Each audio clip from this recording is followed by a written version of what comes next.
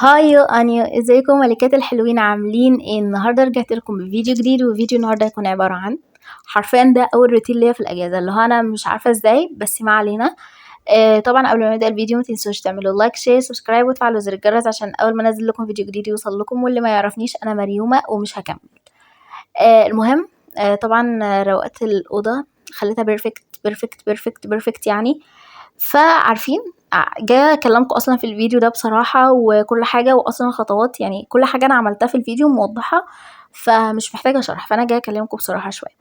بصراحه يعني كنت مخططه الاجازه دي تبقى، بصوا كده، حاجه مختلفه ما عدتش عليا في تاريخ اجازاتي كلها، لان احنا اوريدي داخلين ثانويه عامه، فاحنا محتاجين اجازه مختلفه. ما مش عارفه ايه التفكير ده، بس ما علينا. كنت عايزه اعمل حاجات كتير حرفيا، اتعلم حاجات، يعني اعيش احسن نسخه مني، بس الواقع كان مختلف شويه. ما تنسوش تقولي لي رايكم في الفطار اللي انا عاملاه. حرقت نصه بس ما علينا. وطبعا دخلنا على الغدا، يعني انا هنا كنت بعمل غدا. بس نخش بس في الموضوع، الكلام اللي انا جاي اقوله لكم. طبعا اول كام يوم كنت بنبقى متحمسين جدا، يعني ده بيبقى الواقع بتاعنا. وبقول بقى ايه، قلت خلاص دي فرصتي، دي فرصتي، واللي هو انا لازم استغلها استغلال جبار. بس مع الوقت بدأت الأيام تبقى شبه بعض عادي، أصحى متأخر، مفيش خطة، مفيش أي حاجة محددة، مفيش أي حاجة جديدة أصلا. والموبايل بقى هو البطل الرئيسي في اليوم، وبقى قصة حياة حرفيا يعني.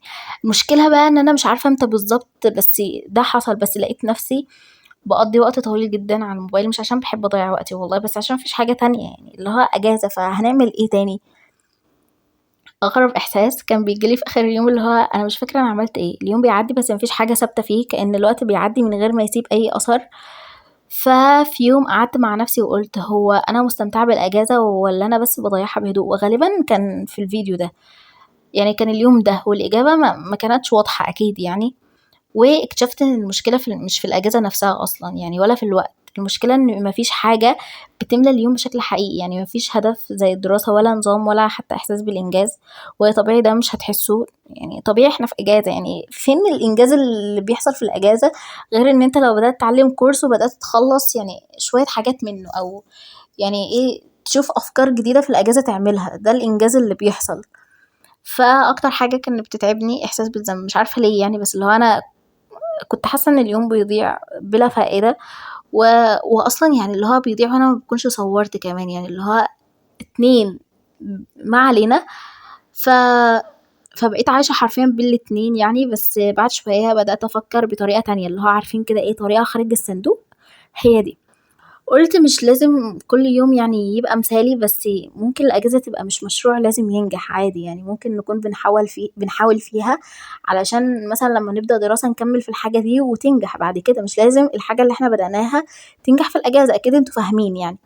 هنا كنت باعمل رز، طبعًا ده كلّه عمايل إيديّا أصلًا، المفروض سقفها ليّا. فهو أصلًا كنا محتاجين وقت راحة، بس محتاج يتعايش بوعي شوية. وأنا لحد وقتي هذا مش لسه منظمة، بصوا 100%، قولوا مثلا 0.5%، مش عارفة. أنا بقول كده بس يلا. ولسه في أيام بتعدي كده وخلاص، وهتعدي كده وخلاص، بس بقيت أحاول أبقى حاضرة أكتر وأقل جلد ذات. يعني بفضل أقول لكم بلاش تجلدوا ذاتكم، وأنا مؤسسة هذا المجال. فلو انتي حاسة ان اجازتك مش زي ما كنتي متخيلة، فانتي مش لوحدك والله، انا جنبك. طبعا ما حبيتش افوت عليكم، بصوا، فتفوتة قد كده، ما يعني عشان تبقى الفضايح على العلن. والله بصوا، اصلا هي اتحرقت بس ما علينا، كان طعمه حلو في الاخر. وبما اني كائن ما بيعرفش يركز في حاجتين مع بعض، فيا هحرق رز يا هحرق، يعني حاجة هتتحرق. اللي هو انتوا فاهمين. بصوا بقى، ست بيت شطورة على فكرة، يعني اللي هو يلا، انا شغل التعليم ده مش تعليمي، مش قاري. ايه، ودوني على بيت هو كده يعني. المهم، طبعا انا اصلا كنت نسيت احنا بنعمل ايه، فاللي هو انا كنت ماشيه بالحب كده، يلا بالبركه والله. ما علينا. وطبعا حطيت هناك الصلصه، عشان كنا عاملين فاصوليا يوميها، كنت عاملاها انا برضو، عمايل ايديا اصلا.